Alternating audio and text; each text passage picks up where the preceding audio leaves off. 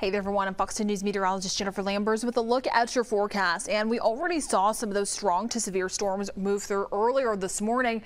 And now we're still just tracking some of those impacting mainly Washington, Clark, Monroe and Connecticut County so far for this early afternoon.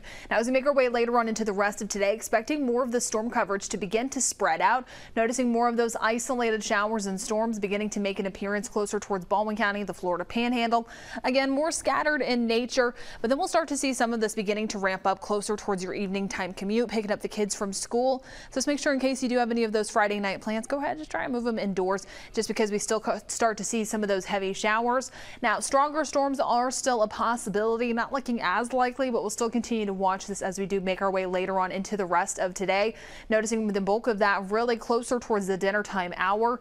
And then once we make our way later on into the rest of your Friday night, late Friday night plans looking so much better. That is going to be the good news. Expecting a lot of this to kick out of here by 8, 9 o'clock, and then we turn mostly quiet heading into the overnight hours. Hang out, folks. I'm looking at you, the headliners. Once they're making an appearance, things look better heading into tonight.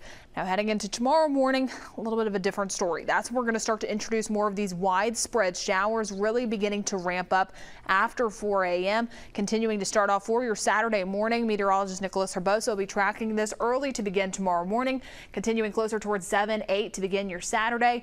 And then the good news, by lunchtime, really expecting this to begin clearing out, making way for better conditions heading into the remainder of your Saturday. Now, as mentioned, the SPC, they do still have us in that 2 out of 5 risk zone. The potential for some of those stronger storms, gusty winds, some hail. The tornado threat, it's low, but it's not zero. Still just something to monitor. And then also that flooding concern as we do get further on into the rest of today. Now, the rip current risk, it is high for today, tomorrow, and Sunday. Please be careful at our local beaches. It is rough out there, more of that life-threatening surf. We will start to see improvements by midweek next week. And then over the next few hours, temperatures continuing to rest in the mid-80s due to that increased cloud cover and the rain potential not warming up as much. Now that'll change as we make our way into next week. That's when we really start to introduce some of those warmer conditions, upper 80s, lower 90s, and turning dry Sunday into midweek next week. We'll continue to monitor your forecast and keep you updated right here on Fox 10.